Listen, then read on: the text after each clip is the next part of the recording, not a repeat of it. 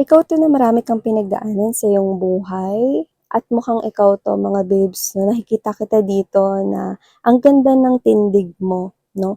Ikaw 'to na parang nakikita ko yung tapang mula sa'yo 'no, parang ikaw 'to na na na nagbibigay sa'kin ng parang alam mo yung datingan mo rito na parang matapang ka ng haharapin yung buhay mo, buong buong tapang mo na 'no, na sasalubungin kung meron mang mga challenge or mga pagsubok man na dumating sa'yo 'no. Like literally 'no, puwedeng malakas na yung loob mo, pinagtibay ka na ng panahon 'no, kasi sa mga na-experience mo 'no, sa iyong mga nakaraan. So nakikita ko rito ang kakaibang energy na binubuga mo 'no, isang matapang na gaya mo. So yeah, hi and hello new subscribers, by the way, my name is Yan. At meron tayong mga babes 'no, na new channel, ang Dalmin 'no. Ang link niyan ay nasa description box 'no, sa mga bebe loves ko dito sa High Priestess na nandodoon na maraming salamat sa inyo. So yun nga mga babes na new subscribers at saka mga bebe loves ko 'no, you might want to subscribe 'no, para ma-hit ninyo yung notification bell para ma-update kayo kapag uploaded na 'no, fresh ang ating readings. Meron naman tayo everyday dun, so you might want na tumambay din there. The link is in the description box. So yeah, let's see what do we have here for you guys. But something here is parang kakaiba eh. Kakaiba yung tapang na binubuga mo. Okay? Nakakita ako ng isang matalinong tao na puno ng tapang.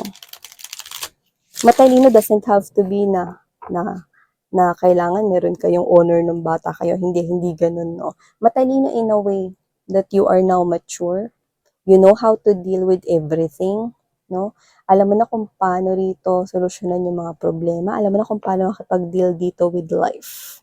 Yun ang matalino. And I'm seeing that in you.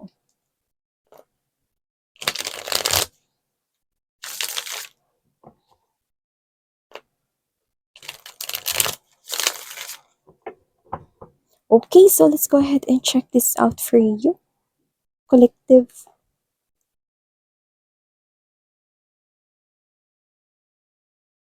Wow, sun agad, no? Right off the bat. And wow, perfect combination. We've got right here the sun and the Six of Wands energy. You know what I'm getting from this one right off the bat here? I do see, no, na meron ditong mga biyaya, no, na mga paparating sa'yo.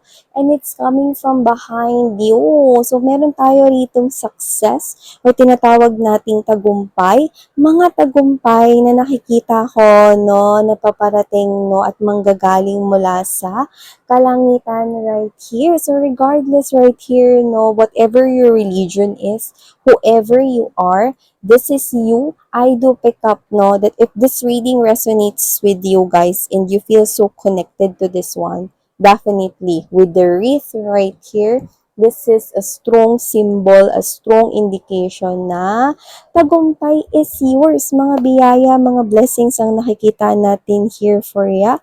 Guys, so wow, I'm seeing na kung ano man to. This could be public recognition here. Doesn't have to be na nasa social media kayo or you could be owning here a channel, pero pwede.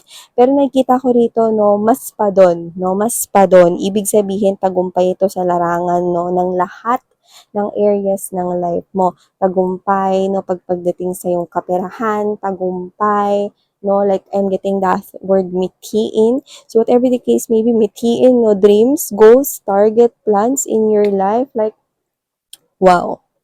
Everything is aligning here sa kagustuhan mo. Everything is aligning here for you guys in a very positive way. Sobrang lawak ng liwanag nito, no? At masasakop dito ang all areas of your life. So kung ano man tong tagumpay na to, magdadala to ng malaking pagbabago sa buhay mo. At nakikita ko na dito, no, ikaw 'to kasi nakukuha ko yun sa'yo parang paulit-ulit mo na sinasabi sa sarili mo 'no, na magsisimula ako ulit, no? Parang, this is you, ilang ulit ka nang nadapa, ano man yun, no? Ano mang klase ng mga sitwasyon sa buhay mo, pwedeng ilang beses ka na rin dito nag-try and then you failed, but now, honey, you're gonna receive this. Maraming blessings, maraming biyaya ang nakikita ko para sa'yo. Wow! Spotlight is on! Spotlights, no? Spotlights.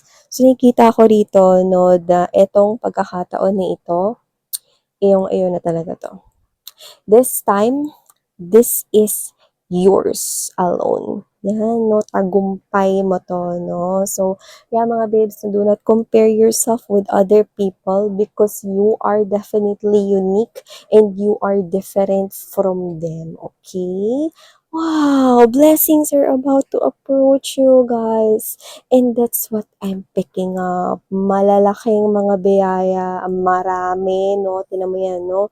Sun is the happiest energy in the tarot, and this is the most radiant sun of all, no? Sa mga tarot or deck ko, mga babes, no? Itong may pinakamatingkad, pinakamasaya, pinakamalaking sun. So, whatever the case may be, this is something here big. And look at the position of your hands. Isn't it that it's up in the sky? Diba? It's like, hindi mo alam kung paano mo i-express ang kasiyahan na mararamdaman mo sa pagpasok ng mga hindi mabilang na mga biyaya, no, mula sa kalangitan, mula, no, mga babes, no, sa higher power right here. So, wow, let's keep moving. We also have here for you guys this justice. Yeah, balance is being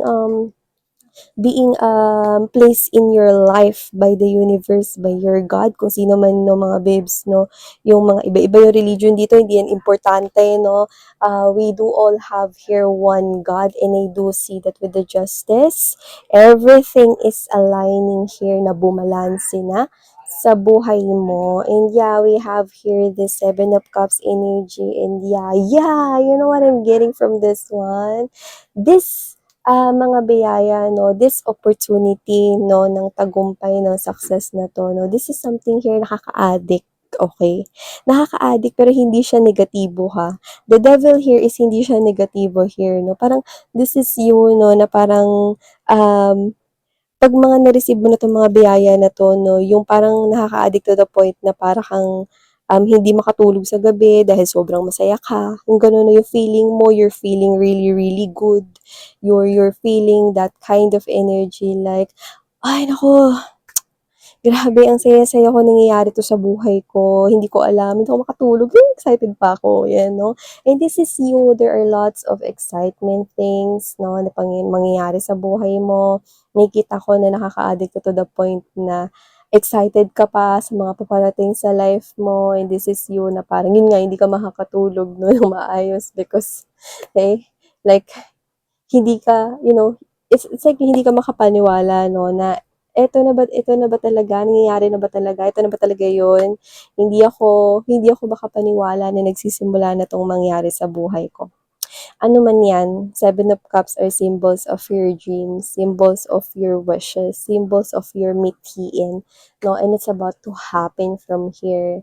Like, bubuhos yung biyaya mula sa kalangitan at boom! Walang ibang sasalo niyan kundi ikaw. So, wow. Alam mo, ang lakas ng energy na to, no? Nakukuha ko rito. So, nakikita ko rito na hindi lang talaga to yung mga biyaya, no, na konti, kundi madami ito. And we have here Nine of Pentacles energy.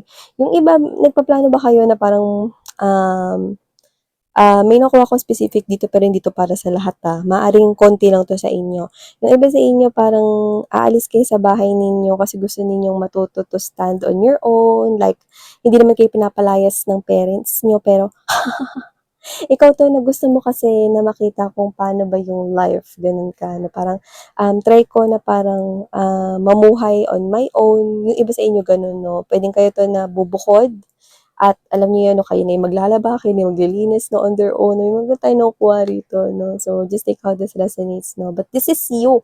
Nakikita ko rito 'no na, ang tagumpay na 'to ay makakamit mo 'no. By the way, kung hindi kayo lilipat, okey lang 'yun 'no, very specific kasi yung mensahe na 'yun, eh, nakuha natin. So, siyempre kailangan nating sabihin 'no. But the Nine of Pentacles is an indication right here na itong, mga biyaya na 'to mga babes 'no, ikaw mismo ang pipitas niyan, you know. Ikaw mismo ang pipitas niyan 'no. Isipin mo 'no, yan ay mga dahon-dahon diyan 'no, puno yang pinipitasan mo pero ang bunga ay malalaking mga barya, malalaking coins. Ibig sabihin 'no, maaaring ito ay tagumpay sa iyong pinansiyal, career, job, or business 'no. At nakikita ko dito mga babes 'no, na ikaw ito, nun mawiwili ka talaga, 'no? Mawiwili ka talaga, hindi yung maa-addict ka sa pera ha, iba yun. Mawiwili ka dito na nai-improve pa yung lifestyle mo, 'no? Mawiwili ka rito 'no, na pagbutihan pa sa trabaho mo, kasi meron kang mga makukuha rito na biyaya 'no, dahil sa sarili mong lakas at pagsusumikap. Yun yung nakita ko rito, 'no? This is you. You are gonna step into this type of, bagong simula na parang lagi mo na lang sinasabi sa sarili mo, magsisimula ako ulit, na parang hindi mo alam kung kailan mo talaga yun magagawa ng tama at maayos, no? Kailan mo talaga masisimulan yun ng talagang um, magagawa mo na itong mangyari, no? And this time, ito na talaga yon, no? Nakikita kitang pipitasin mo rito mga babes, no? Ang success na matagal mo na talagang minimiti for yourself. Four of Swords energy right here. I do see that together. Yeah, si Queen of Wands. You know what I'm picking up right here? Lahat to, sobrang masaya ka rito. Labas ipin mo, We have here the Nine of Pentacles and the presence of Queen of Wands. Ano man tong tagumpay na to, you're gonna enjoy this. You're gonna love this. A lot of healing, no? Nakakatulong rin to sa yung mental health, physical health, emotional health, everything, no? Hindi mo kailangan ng doktor. This is you, no? Napapagaling ka ng sitwasyon rito, no? Ang mga biyayang ito ang tutulong sa yung bumangon, ang mga biyayang ito ang tutulong sa'yo, no, para ikaw ay masimulan mo na yung sinasabi mong magsisimula kang ulit. Yes, kaya mo talagang gawin yan. And in seeing that you will be in a calmer state, no, in the upcoming weeks and months here for you guys, consecutive, sunod-sunod na ito, no, makakaramdam ka rito ng feeling mo peaceful, feeling mo kalmado lang lahat, like everything here is happening in your favor, like this is you feel that life gets better and better and better for you. And that's what I'm seeing. I'm seeing na mas ngingiti at mas magiging masaya ka pa in the upcoming months, and sunod-sunod pa ito, like, wow. Okay, wow. And we have here the Knight of Cups energy. We have here the Page of Wands in reverse. Oh, and the Three of Cups. You know what I'm sensing from this one? Nagtatagumpay ka rito sa iyong buhay, nakakatanggap ka ng mga biyaya, at meron ditong tao, no, na pwedeng alam niya or batid niya yung tungkol dun. Nalalaman niya ang tagumpay na nararanasan or mararanasan mo, kasi timeless ito, no, sa iba, pwedeng nangyari na to, sa iba, pwedeng nangyayari sa kasalukuyan, at sa iba, pwedeng hindi pa at isang prediction sa kanilang future, no. Pero kung sino tong Knight of Cups na to, wala tayong gender, okay. Kung sino man siya mga babes, no, with the Page of Wands in reverse and there's this Three of Cups. This person, batid niya, malalaman niya tong tagumpay na nangyayari sa'yo dito at masaya siya, no, pero hindi niya ito ipaparating sa'yo directly. Hindi niya ito sasabihin sa inyo directly, no. This person could be hiding here from somewhere here, or this person is hiding his or her emotions and feelings for you. Pero masaya siya, nagtatagumpay ka. Sinusuportahan ka niya ng hindi mo nalalaman. Okay? Miss yan, energy lang ba yan ng past person or past lover ba yan? Mga babes, actually, hindi ko siya nakukuhang past lover. I'm sensing someone here who admires you. Might be secretly in love with you. Pero I do see, no, na kung sino man tong person na to, masaya siya sa tagumpay mo. Alam niya naman, mga babes, no, na capable ka na talagang makamit yung mga pangarap mo 'no, kasi alam niya na matigas yung ulo mo, eh. Matigas yung ulo mo daw in a way na ikaw 'to, na gagawin mo yung lahat 'no, para mangyari yung mga pangarap mo. Parang whatever it takes, yun yung ibig niyang sabihin dun 'no. Parang alam ko, eh, may katigasan yung ulo niya ni Collective. Alam ko na yung ibig sabihin niya dun is magandang pakahulugan, compliment yun 'no, yung matigas yung ulo mo. Kasi alam niya na ikaw 'to na 'pag may gusto kang bagay na makuha, you're gonna do everything, no? Just to gain that, no? Just to get that, no? Kahit ano man yun. Eh, so kilala ka na niya, iba kilala ka na niya, no? Baka iba, kababata niyo to, iba nasa buhay niyo na to. No, this person here is, alam niya yung nangyayari sa buhay mo. Okay? This doesn't feels like your ex actually, but this is more likely someone here na pwedeng sa iba, secret admirer nyo to, or this person here is someone no, na nai-inspired sa'yo or may feelings sa'yo, pero yung iba naman, pwedeng hindi nila alam or hindi pa nila nadi-discover sa kanilang self, no, na meron silang feelings for you. Yan, no? This could be a friend to some of you or friend of friends. Or this could be someone in your social media followers, friends list kind of thing. Could be. That's it. So yeah, we have here this Five of Cups energy in the World card and the Six of Pentacles. So yeah, okay? I do see that kung sino man tong person na to, there is a possible separation. Separation, actually, I do not get that this is your past lover actually, no? Pero ang ibig ko sabihin dun sa separation na yun, kasi nga dahil wala pa siyang ginagawang movement, kung secret admirer mo man yan, or someone here is secretly in love with you, not yet confessing his or her emotions and feeling, that is already considered as separation. Kasi hindi pa naman niya rito pinapakilala yung sarili niya, no? Or hindi niya pa rito sinasabi yung damdamin niya for you, 'di ba? And whoever this individual is, no, yun yung separation na tinatawag, no? Because this person here, masaya siya na nagtatagumpay ka, pero wala pa siyang ginagawa ritong movement, no?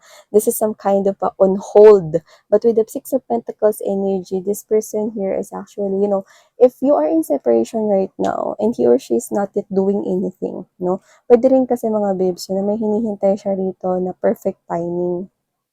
Yun, no? Pero, willing siya rito mga babes, no, na suportahan ka all the way to success. Actually, nagpaplano siya rito, no? Actually, yung gusto niya rito mangyari siya yung klase ng individual na hindi yung lalapit sa'yo at sasabihin, I like you or I love you. Hindi siya yung magko-confess ng ganun eh. Actually, nakikita ko siya na kapag ni-reveal niya yung emotions and feelings niya sa'yo or nire-reveal niya pa kunti-kunti, nakikita ko na dinadaan niya to sa mga patulong-tulong, no, sa mga parang, kailangan mo ng tulong dyan, or kailangan mo ba nitong klase na, alam mo, maganda kung ganting gagawin mo dyan, yan, no, kasi na-try ko na to. May ganun, no, meron siya ditong mga isi-share sa'yo, no, na makakatulong sa'yo, no, and I think dun niya, i-express yung kanyang love or feelings and emotions for you. Like, hindi siya yung nakikita ko na this person here will definitely ask you out on a date, tapos i-reveal niya yung feelings niya sa'yo. Like, hindi. This person here is actually someone na i-reveal niya yung feelings and emotions niya sa'yo, no? Sa pamamagitan rito ng pagtulong or, pag-lend niya rito ng kanyang kamay, no? To help you, ganyan, no? Kahit hindi mo kailangan ng help or kailangan mo, nakikita ko nun sa pamamagitan ng ganung paraan niya yun ilalabas, no? Well, that's some kind of a unique, diba? So, this is something here, no, na I think this person here is someone na very traditional. This person here will definitely, kung manliligaw man siya, wala tayong gender, no? So, kung nasa courtship man or magkakaroon rito ng ligawan na or magkakaroon na ng prosesong ganun, this person will definitely, no, do this in process, no? So, itong klase ng energy na to, no, is hindi siya yung mabilis na klase ng energy, pero nasa proseso. Like, alam mo yung proseso, no? Parang papakilala siya, and then, may kipagkaibigan siya sa'yo, no? And then, yun na, no, makikipag-usap, mag-open up. Ganong klase ng proseso, no. Hindi siya yung susulpot na lang bigla tapos sasabihin, I love you, I love you or I like you, no. Hindi siya yung ganon. This person, actually nakikita ko rito na parang yung mind niya is something here na matured siya kung paano rito magiging approach niya pagdating sa inyo. Yan. So sa ngayon, masaya siyang nakikita yung tagumpay na yan, no, para sa'yo, at genuine yung nakikita kong happiness sa kanya. Like literally, hindi plastic or hindi fake yung happiness na nararamdaman niya, no. Alam niyang deserve mo yan. So yan, no, ang grand reveal mangyayari yan, no, pero nakasalalay sa kanya. So, yung nakikita ko here. Okay? But you've got someone here who is definitely happy to see you achieving here your dreams and your goals mga mitiin in your life. So, thank you so much, Collective. Sarang yung love and light. Annyeong.